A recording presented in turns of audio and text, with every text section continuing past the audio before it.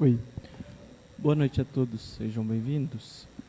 Eu peço que os irmãos se coloquem no nosso texto de hoje, que será outro texto diferente daquilo que nós temos lido no texto de Marcos. Hoje nós iremos utilizar o texto de João, capítulo 20. Eu peço que os irmãos se coloquem no texto, por favor, se coloquem em pé, para que juntos nós possamos fazer a leitura da palavra do Senhor. A gente vai ler do versículo 19 ao versículo 28 de João, capítulo 20, do versículo 19 ao 28.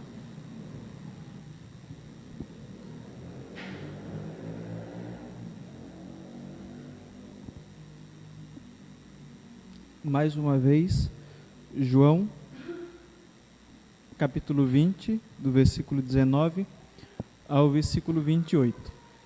Na verdade, nós temos 3 passagens bíblicas que são textos que se referem a falas do apóstolo Tomé, mas aí nós iremos ler apenas esta inicialmente e ao longo da exposição bíblica sobre o apóstolo Tomé estaremos fazendo uso das demais. O texto diz assim: ao cair da tarde daquele primeiro dia da semana, estando os discípulos reunidos a portas trancadas por medo dos judeus, Jesus entrou, pôs-se no meio deles e disse: paz seja com vocês. Tendo dito isso, mostrou-lhes as mãos e o lado. Os discípulos alegraram-se quando viram o Senhor. Novamente Jesus disse, novamente Jesus disse: paz seja com vocês, assim como o Pai me enviou, eu os envio. E com isso soprou sobre eles e disse: recebam o Espírito Santo. Se perdoarem os pecados de alguém, estarão perdoados. Se não os perdoarem, não estarão perdoados. Tomé, chamado Dídimo, um dos 12, não estava com os discípulos quando Jesus apareceu. Os outros discípulos lhe disseram: vimos o Senhor. Mas ele lhes disse: se eu não vir as marcas dos pregos nas suas mãos, não colocar o meu dedo onde estavam os pregos e não puser a minha mão no seu lado, não crerei. Uma semana mais tarde, os seus discípulos estavam outra vez ali e Tomé com eles. Apesar de estarem trancadas as portas, Jesus entrou, pôs-se no meio deles e disse: paz seja com vocês. E Jesus disse a Tomé: coloque o seu dedo aqui, veja as minhas mãos. Estenda a mão e coloque-a no meu lado. Pare de duvidar e creia. Disse-lhe Tomé: Senhor meu e Deus meu. Os irmãos podem sentar, por favor. Essa passagem aqui, com certeza é a passagem bíblica que os irmãos mais conhecem sobre a história de Tomé. E até mesmo é a partir dela que nós, com frequência, utilizamos o termo São Tomé para nos referirmos a alguém que seja tardio em acreditar em algo. Na verdade, eu acredito que todos nós temos algo de Tomé em nossas vidas. E eu particularmente acredito que tenha muito mais do que vocês que aqui estão. Eu tenho uma tendência ao ceticismo muito grande. Mas vamos lá, antes da gente prosseguir com aquilo que acabamos de ler, eu quero retornar à semana passada, quero lembrar os irmãos que o apóstolo que antecedeu o apóstolo Tomé foi justamente o apóstolo Levi ou Mateus. Quero lembrar os irmãos que, de acordo com o texto que nós estamos expondo, que é o texto de Marcos, nós teremos na próxima semana outros apóstolos. O texto aqui fala sobre o versículo 18 do capítulo 3, sobre André, Filipe e Tomé recebendo um lugar de fala dentro desse contexto. E eu acredito que João coloca Tomé aí Eu sinceramente creio que seja uma espécie de introdução sobre o que viria mais adiante, sobre a sua fé tardia na ressurreição de Cristo. John MacArthur comenta esse texto, e eu achei interessante, queria compartilhar aqui com os irmãos aquilo que ele diz. Ele comenta o comentário de Tomé, ele diz: trata-se de um comentário pessimista, o que é típico de Tomé. No entanto, é um pessimismo heróico. Tudo que ele conseguia enxergar pela frente era uma tragédia. Estava convencido de que Jesus rumava diretamente para um apedrejamento. Conforme eu já falei, os discípulos tinham lembrado isso. Contudo, se era isso que o Senhor estava decidido a fazer, Tomé estava firmemente resoluto a segui-lo e morrer com ele. Temos que admirar sua coragem. Esse é um comentário que John MacArthur faz sobre esse texto. E existe outro teólogo, que é o Strand, comenta sobre isso também. Ele diz que no coração de Tomé não havia uma fé esperançosa, mas um desespero leal. Os outros discípulos lembraram e disseram: Senhor, o Senhor vai mesmo voltar para aquela região? Há um enorme risco do Senhor ser apedrejado, porque isso quase aconteceu lá, e de repente agora o Senhor retorna, não vai ter jeito. E Tomé diz: vamos lá morrer com ele. É por isso que o Strand diz isso: no coração de Tomé não havia uma fé esperançosa, mas um desespero leal. Eu não acredito que vou voltar vivo, mas se for para morrer, vamos lá morrer com ele. Não obstante a tudo que o seu pessimismo previa, Tomé decidiu não deixar Jesus naquele momento em que ele previa a morte. Por isso é que eu disse para os irmãos que, diferente do outro apóstolo que eu comentei, que era um pessimista também, nunca conseguia ver uma solução para as coisas, tinha pontos de vista bem negativos, Tomé era esse cara também pessimista, mas era um suicida. E aqui nós comentamos que, apesar de prever que tudo poderia dar errado nesse retorno e o apedrejamento fosse iminente, ele estava disposto a morrer. O que Tomé não queria mesmo era ficar sem Jesus, mesmo que isso implicasse em sua morte com ele. O próprio John MacArthur vai falar sobre Tomé, quando cita essa passagem, ou quando comenta essa passagem.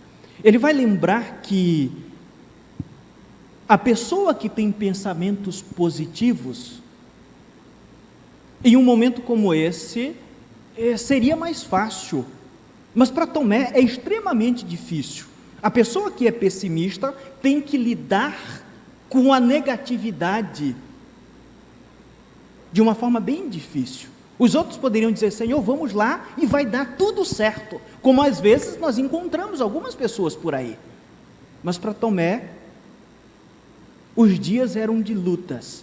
Dificilmente ele conseguia ter um posicionamento ou uma visão positiva acerca das coisas.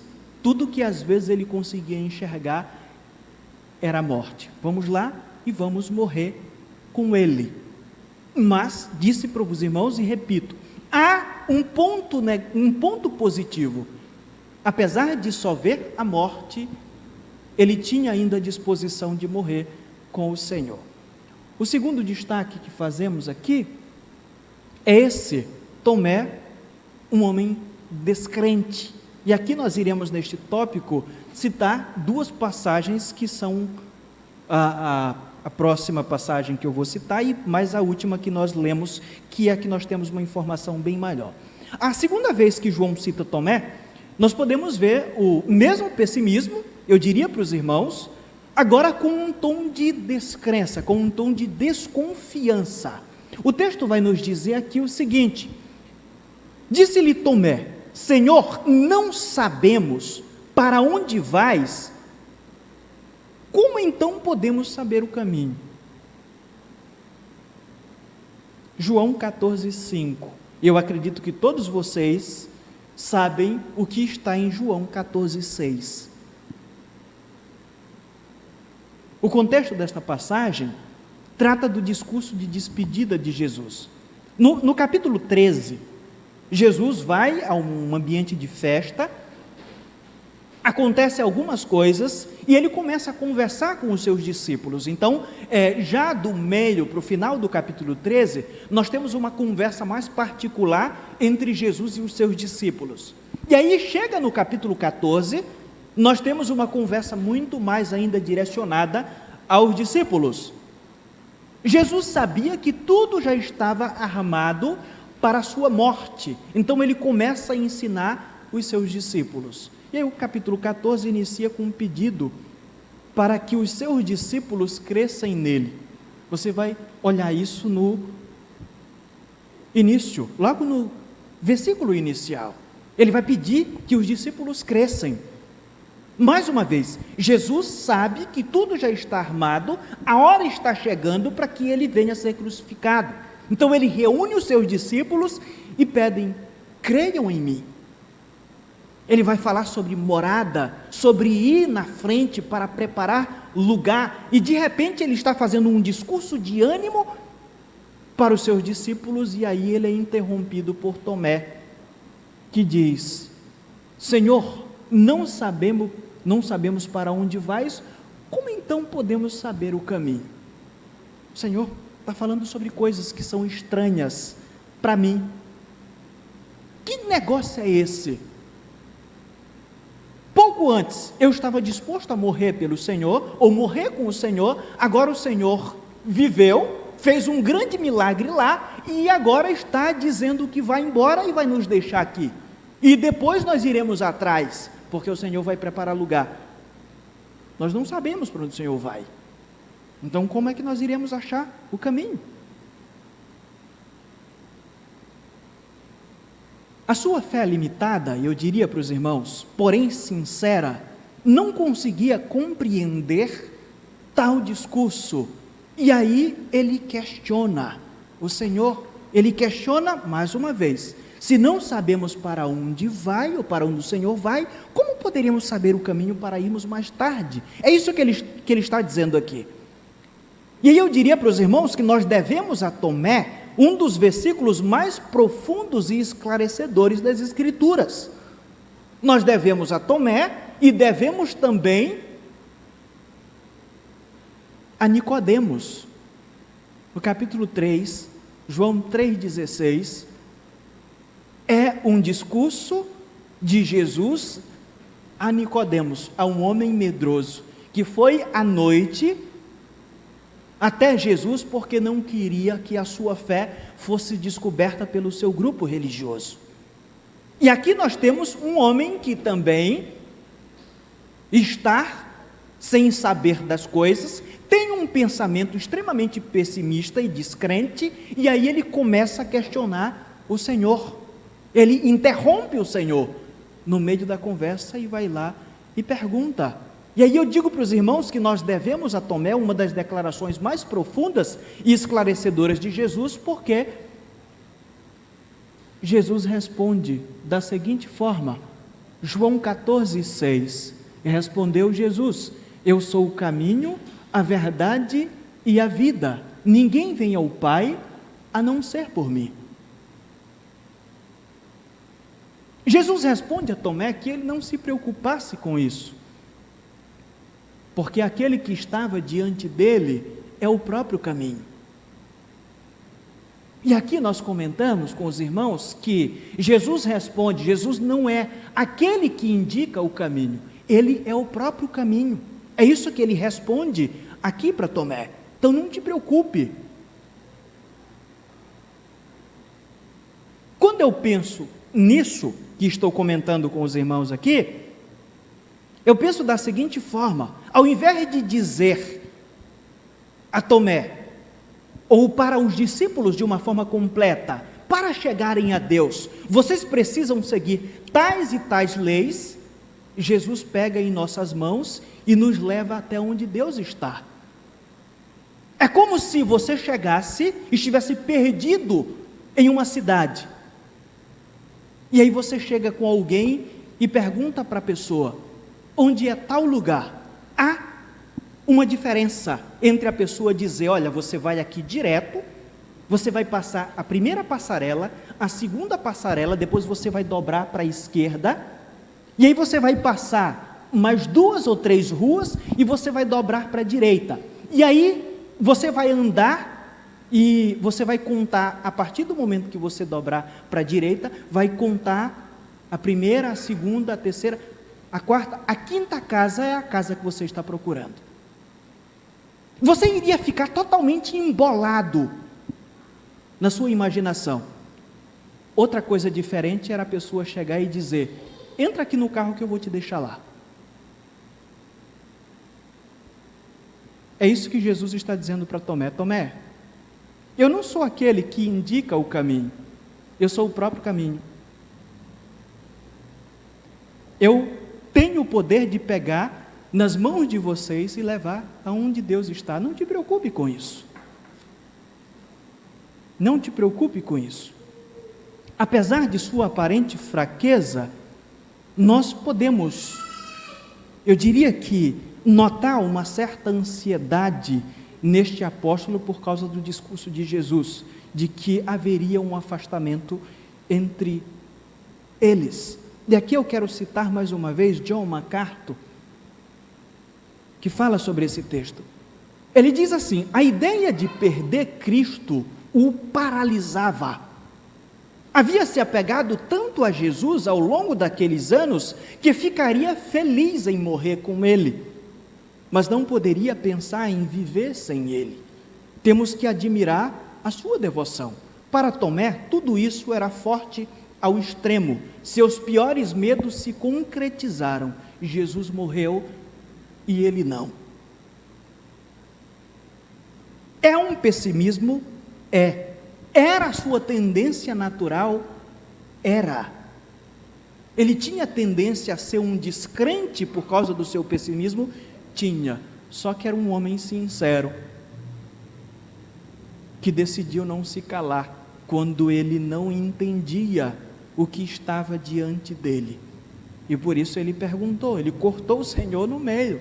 O Senhor está fazendo um discurso, mais uma vez, de preparar os discípulos para aquilo que viria.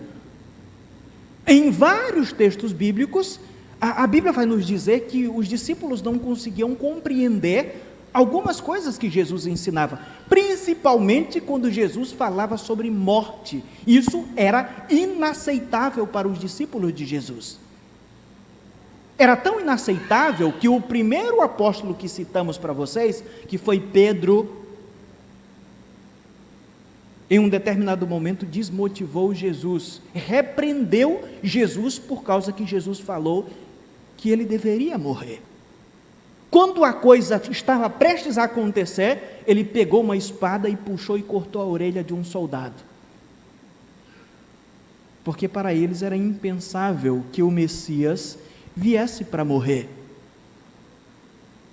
Esse homem aqui não conseguia enxergar isso, e por isso foi sincero e disse, Senhor, mas como é que é isso?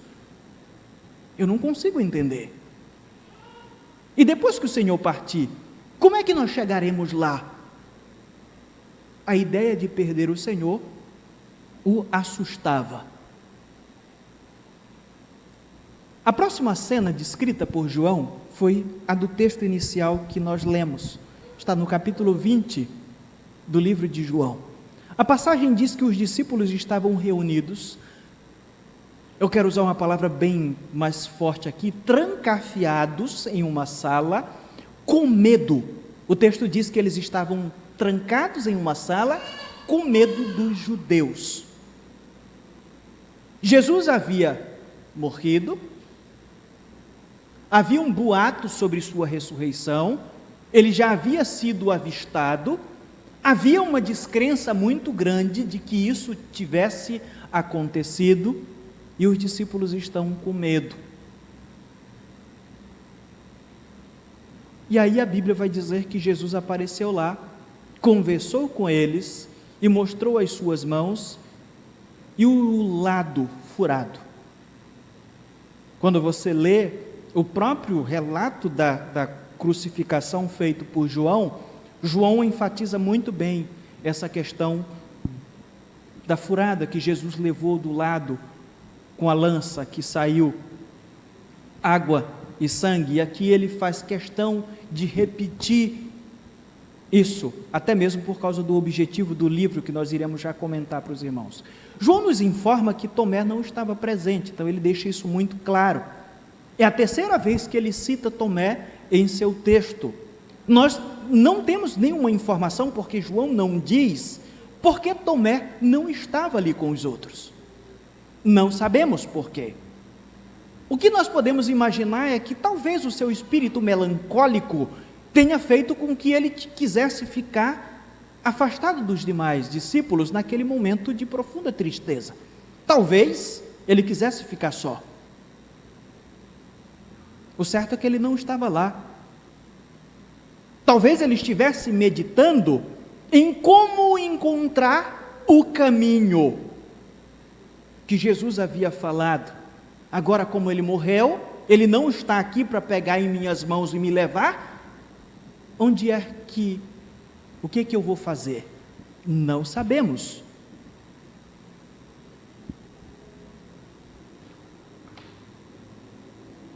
Os outros discípulos lhe disseram: vimos o Senhor, mas ele lhes disse: se eu não vir as marcas dos pregos nas suas mãos, não colocar o meu dedo onde estavam os pregos e não puser a minha mão no seu lado, não crerei. Essa é a sua resposta. Eu diria que depois da morte de Cristo, Tomé mergulhou de vez em seu pessimismo misturado com profunda descrença. Não há outra explicação para que ele tenha dado uma resposta tão seca.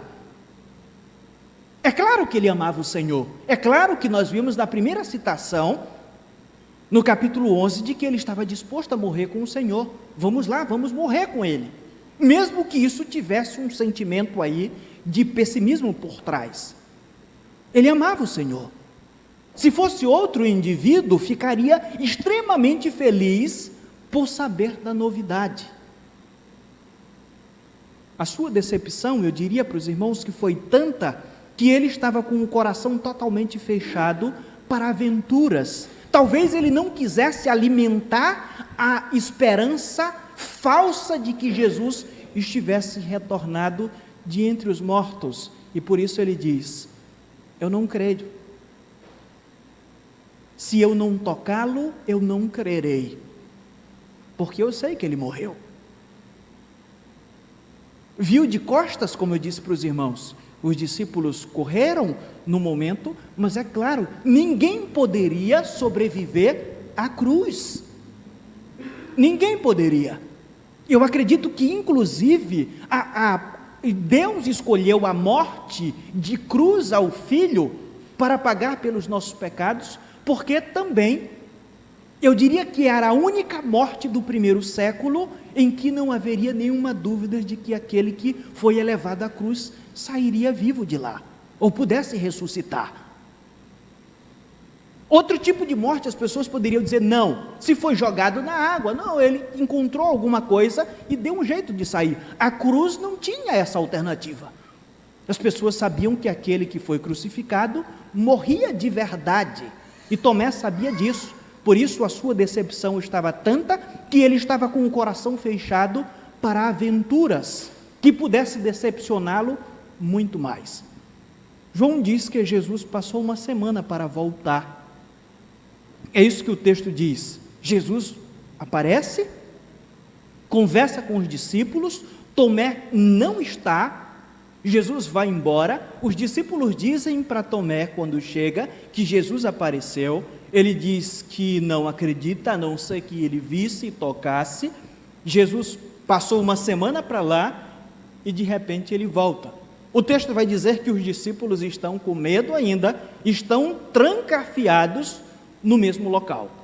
Talvez a casa da mãe de João Marcos, o local da última ceia, não sabemos. Jesus chega no local, após cumprimentar os discípulos, se dirige a Tomé. Ele sabe, ele não pergunta para os demais o que Tomé tinha dito, ele sabia. Acontece duas coisas interessantes aqui. Primeiro é que Jesus entra na sala, no ambiente. Acreditamos que não é pelas portas. Ele simplesmente aparece lá. O texto não diz se ele atravessou a parede, se quebrou a porta ou qualquer coisa. Ele apareceu em uma sala que estava fechada. Esse é um ponto interessante. Então acontece de alguma forma um milagre ali, porque isso não é natural. O outro milagre que acontece é o fato de ninguém ter dito para ele que Tomé só queria se visse. Jesus já sabe, chega e diz para os irmãos lá: graça e paz, ou a paz seja convosco, e ele se dirige a Tomé. E aí o texto vai dizer o seguinte: e Jesus disse a Tomé, coloca o seu dedo aqui, miserável, veja as minhas mãos, estenda a mão e coloque-a no meu lado, pare de duvidar e creia. Versículo 27, versículo 28. É importante lembrarmos, irmãos, que todos os outros discípulos também duvidaram da ressurreição. Todos os outros discípulos duvidaram da ressurreição. Por exemplo, se você ler Mateus capítulo 16, versículo 10 ao verso 11, quando Maria Madalena vai ao sepulcro, ela leva a informação para os discípulos de que Jesus não estava lá e que ele havia ressuscitado. Quando ela chegou com os discípulos, eles não acreditaram. Então, quando você fala mal de Tomé, como dizemos no linguajar popular, lave a sua boca primeiro. Tomé só está aqui por causa do objetivo do livro. É por isso que ele é colocado aqui. Descreve-se a história dele, que nós já comentamos e vamos comentar mais uma vez. A descrença fazia parte de todos os apóstolos, inclusive quando a gente vai ler o livro de Lucas, nós temos aqueles que estão no caminho de Emaús, eles andam com Jesus e não reconhecem, e Jesus vai dizer que eles não o reconhecem por causa da descrença que havia tomado conta deles. Os outros creram por quê? O texto que nós lemos disse que quando Jesus apresentou-se a eles, lá naquela sala, Jesus disse: paz seja convosco, mostrou as mãos e mostrou também o lado onde estava furado. Conversou com eles, foi embora e retorna. Então não é só Tomé que não creu. Quando nós falamos sobre São Tomé para nos referir a essa história, na verdade o que eu diria que transparece é que nós não conhecemos o significado do texto ou porquê ele está aqui. O fato de João dar essa ênfase em Tomé tem a ver com o objetivo do livro.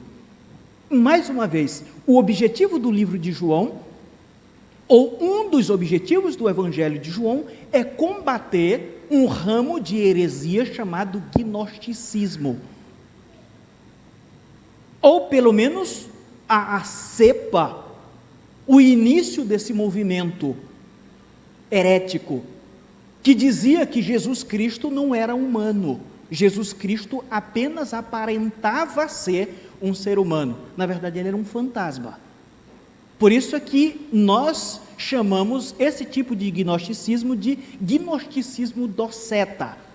Jesus apenas aparentava ser um ser humano, porque para esse grupo, eu já repeti aqui isso várias vezes, se Jesus Cristo tivesse vindo em forma humana, automaticamente ele teria que ter pecado, porque a carne não presta. Na carne estão todos os impulsos imorais, pecaminosos que possa existir no ser humano. Então, se um dia Deus se materializou em forma humana, o dia que isso aconteceu, Deus pecou. E aí os docetas tentavam inventar uma alternativa para a filosofia, porque isso vem da filosofia grega. Os gregos defendiam isso. muito antes. E aí o que eles começam a dizer? Não, Jesus Cristo não era humano. Ele apenas aparentava ser um ser humano, ele era um fantasma. E se João tivesse dito que Jesus entrou naquela sala, que estava trancada, e não tivesse colocado logo um relato depois, eles diriam, não está aí. É fantasma que entra, atravessa a parede. E aí ele simplesmente coloca essa frase lá, ou essa história, para poder combater, para dizer o seguinte: olha, Jesus era tão humano, mas tão humano, que quando ele morreu, lhe furaram o lado, saiu água e sangue. É isso que ele diz quando relata sobre a cruz. Ele diz que Jesus Cristo ressuscitou, mas mesmo assim continuou com um corpo humano. Certo dia, os seus discípulos estavam trancafiados em uma sala com medo, e Jesus Cristo vai lá e se apresenta aos seus discípulos, dizendo: Pai seja com vocês. Em seguida, apresenta as suas mãos furadas, apresenta o seu lado furado, vai embora, depois de uma semana volta e se apresenta para um discípulo que não creu, e que diz que só creria se visse a cena que os outros já tinham visto. E aí João vai lá e diz: olha, quando deu uma semana, Jesus Cristo retornou, chamou esse discípulo, se apresentou e disse: está aqui, não seja um descrente, creia. Ele está fundamentando aquilo que ele está querendo defender no seu livro. Mais uma vez, eu já falei isso aqui mais de uma vez, ele não está querendo queimar o filme de Tomé. Ele não estava querendo que nós, como posteridade, até Jesus Cristo voltar, olhássemos para esse discípulo e disséssemos que ele era um descrente, ou nós pudéssemos apelidar as pessoas descrentes, de céticas, de São Tomé, só porque ele tinha as suas tendências de não acreditar de vez em quando em algumas coisas.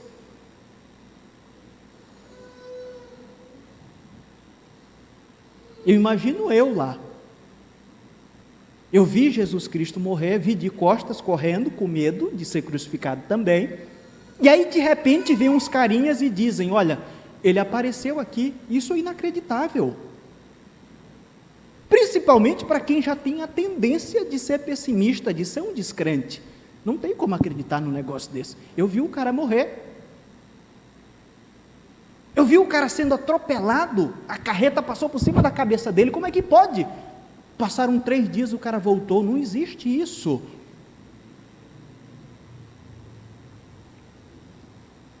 Quando lembrarmos do descrente Tomé, devemos lembrar de sua destemida afirmação, que é essa: Cristo é Senhor e Deus. Cristo é Senhor e Deus. Quando Jesus Cristo se apresenta a Tomé, para, eu acredito, curar a sua tendência de pessimista e descrente, ele diz isso aqui para Jesus. Esse aqui é um dos textos mais importantes para a cristologia. Comprova que um próprio apóstolo de Jesus cria que Jesus é Senhor e também é Deus. No final do primeiro século, segundo século, principalmente do final do primeiro século para o segundo século, e eu diria que até o século IV, o concílio de Nicéia acontece justamente por causa da descrença na divindade de Jesus por parte de Ário. Enquanto a igreja demorou vários anos para se definir um credo referente à divindade de Cristo, Tomé disse isso aqui. Logo no ano 33, depois da ressurreição, Cristo é Senhor e Deus. Ele responde isso para Jesus ao ser confrontado, quando Jesus Cristo diz: pare de duvidar e creia. Senhor e Deus meu. Eu diria que nós deveríamos lembrar disso aqui. O propósito de João era mostrar que até mesmo depois da ressurreição, Jesus continuou com um corpo humano. Não é à toa que o próprio João relata mais adiante o momento onde Jesus chega com os discípulos estão querendo pescar porque não conseguiram pegar peixe. Jesus vai lá, se apresenta para eles, faz com que eles tenham uma pesca maravilhosa, e aí, mais adiante, o texto vai dizer que quando os discípulos chegam até Jesus, no momento mais final, depois da pesca, Jesus já estava lá com um fogo assando o peixe e comendo. Isso também tem o objetivo de dizer que fantasma não come, principalmente peixe assado, não come. Mais uma vez, depois de ser confrontado, o apóstolo descrente afirmou, disse-lhe Tomé, Senhor meu e Deus meu.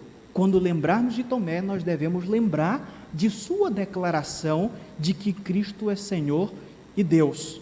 Eu diria para os irmãos que o melancolismo deu lugar, a partir de agora, a uma fé vibrante que continuou até o fim de sua missão neste mundo, pelo que já sabemos sobre o final da vida desse homem.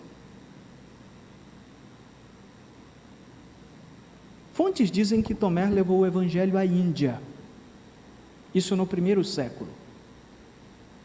O pessimista, o cético que foi curado. Há até mesmo uma colina próxima ao aeroporto na China, da cidade de Chennai, que dizem que Tomé está enterrado lá. Há um forte testemunho entre as igrejas de uma região da Índia de que Tomé esteve lá. É tradição para eles essa ideia de que Tomé esteve lá. E dizem que esse apóstolo foi martirizado, atravessado por uma lança, mais ou menos no ano 72 depois de Cristo. Então, esse homem, com essa tendência a ser um descrente. Eu acho que, ao olharmos para o perfil de todos os apóstolos que nós já vimos até agora, é provável que nós nos identifiquemos com todos. Eu acredito que tudo aquilo que tinha nos apóstolos, todos nós temos, em maior ou menor medida. Existe muito ceticismo hoje. Esse apóstolo aqui vai nos lembrar disso, vai nos lembrar de que só um verdadeiro encontro genuíno com Cristo, para sermos bem redundantes, vai fazer com que vençamos as nossas tendências naturais ao pecado e às vezes o próprio ceticismo. A Bíblia vai nos dizer que sem fé é impossível agradar a Deus. Mas a Bíblia vai nos mostrar que o próprio Deus faz com que a fé nasça em nossos corações, mesmo que chegue a um momento em que Ele precise nos confrontar de que precisamos crer, que foi o caso que aconteceu com Tomé. Eu quero encerrar fazendo pouquíssimas considerações, mas importantes, sobre a vida desse homem. A vida dos apóstolos nos ensina que Deus pode usar qualquer um que Ele quiser, até mesmo um cético, um descrente, um pessimista, aquele cara em que nós estamos fazendo o plano e o miserável só consegue enxergar que aquilo não vai levar a lugar nenhum. Eu digo miserável porque esse tipo de gente tem uma tendência muito grande de desanimar os outros, mas era um dos apóstolos que, quando teve o encontro com Jesus, cumpriu a sua missão. Por isso nós acreditamos que a vida dos apóstolos nos ensina que Deus pode usar qualquer um que Ele quiser, basta que os homens reconheçam a sua pecaminosidade e reconheçam o senhorio de Cristo, que foi o que aconteceu com Tomé, e que precisa acontecer com todos nós, a cada dia. Por último, Cristo pode se revelar até mesmo aos descrentes. Hoje, nós temos uma tendência muito grande em nosso século. Existem muitas pessoas que acreditam em qualquer coisa. Qualquer coisa que se fala por aí, o cara ouviu um áudio e ele começa a acreditar naquilo. Me desculpem os irmãos, mas eu preciso ilustrar isso. Na última eleição para presidente da República, que o senhor presidente da República, Jair Messias Bolsonaro, foi eleito, eu soube de uma notícia que me chamou muita atenção. Eu acho que isso exemplifica muito bem aquilo que eu quero dizer para vocês. Lá na cidade do Pedro do Rosário, no Maranhão, que é a cidade onde meu pai mora, começaram a circular um vídeo ou um áudio dizendo que, a partir do momento em que ele fosse eleito, ele iria matar as pessoas, iria fuzilar as pessoas, que ele era o próprio anticristo. A minha irmã que me falou. E começaram a circular isso em um grupo de WhatsApp, e de repente uma vizinha nossa, conhecida por nós desde criança, começou a passar mal, ela começou a chorar, com medo de que isso acontecesse.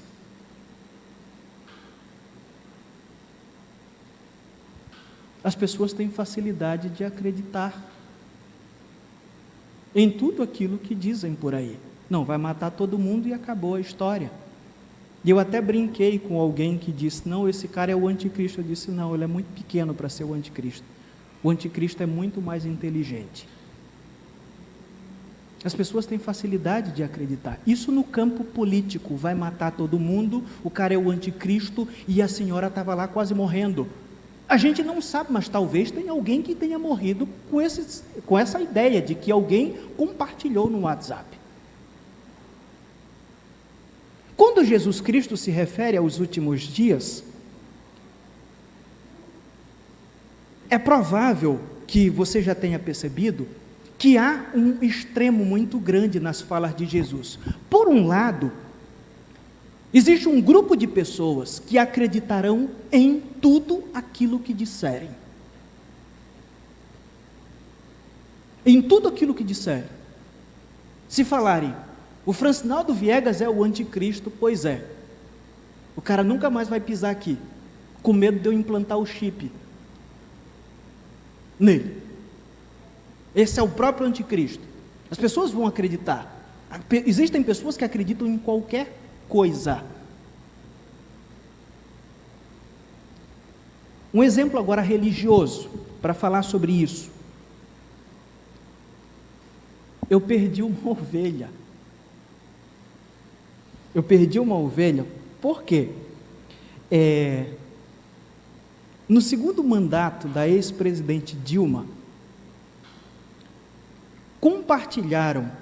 começaram a compartilhar um pedaço de um vídeo onde ela falava sobre um documento único. Eu acho que vocês já viram, no segundo mandato dela, o governo estava se planejando para fazer um documento único, onde estaria ali o CPF, o número do CPF, o número da carteira de identidade, o número do título de eleitor e eu acho que da CNH, que seria excelente para a gente parar de andar com um monte de coisa. E o que fizeram? Algum miserável cristão, filho do capeta, teve a fascinante e diabólica ideia de cortar o vídeo dela falando que seria interessante termos um documento único no Brasil e tal, e começaram a compartilhar dizendo que era o sinal da besta que a presidente Dilma Rousseff iria implantar no Brasil. Rapaz, isso deu um rebuliço. E aí uma irmã lá da igreja queria que eu falasse sobre isso na igreja e dissesse para as pessoas que o mundo já iria entrar em colapso porque o chip iria ser colocado nas pessoas no Brasil, que o governo estaria planejando fazer isso. Eu fui procurar o vídeo todo, como aquele que não tem o que fazer para saber do que se tratava, expliquei na igreja no culto de oração, e a irmã saiu da igreja dizendo que Era verdade isso, que iriam fazer isso, e que eu não falava sobre a volta de Jesus. Eu disse: irmã, mais importante do que falar sobre a volta de Jesus é pregar para que as pessoas estejam preparadas para a volta de Jesus, e é isso que eu faço todos os domingos aqui na igreja, quando eu exponho as Escrituras. Mas mesmo assim ela foi embora. Político, religioso. Jesus fala sobre um tempo em que dirão: Cristo está ali, e pessoas irão lá, porque acreditam que Cristo está lá. Jesus fala sobre o fim dos tempos, onde vários indivíduos seguirão falsos profetas. O próprio Paulo vai dizer que as pessoas ouviriam espíritos enganadores, espíritos demoníacos, elas acreditariam nisso. Mas no discurso de Jesus deixa transparecer que, de outro lado,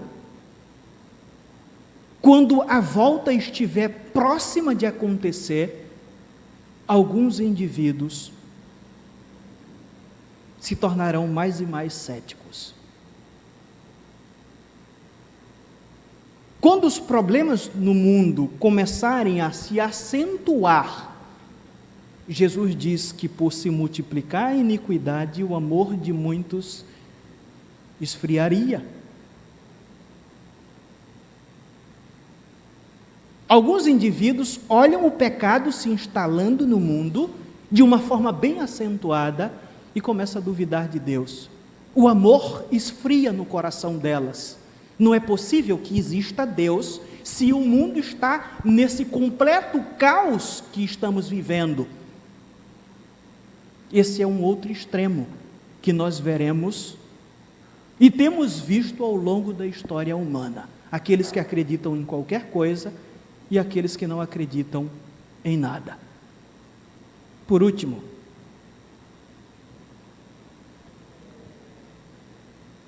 a Copa que o Brasil levou de 7-1. Nessa época começaram a compartilhar um vídeo de uma menina profetizando. E essa menina profetizava dizendo que ia acontecer uma catástrofe no Brasil. O Brasil se tornaria notícia no mundo pelo que aconteceria. E compartilharam comigo, e geralmente as pessoas compartilham com o pastor querendo saber o que o pastor acha. E eu não acho nada. Por que eu tenho que dizer que é mentira ou verdade? Mas eu vou lá e dou os meus pitacos. Eu acho que algumas pessoas acharam que algum estádio superfaturado iria cair. É provável que algum ainda caia. Mas se a profecia teve fundamento, foi o Brasil perdendo de 7-1 para a Alemanha.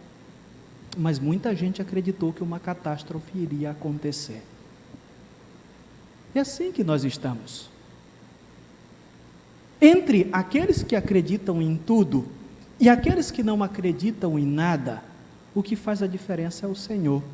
É o encontro com o Senhor que nós temos em nossas vidas.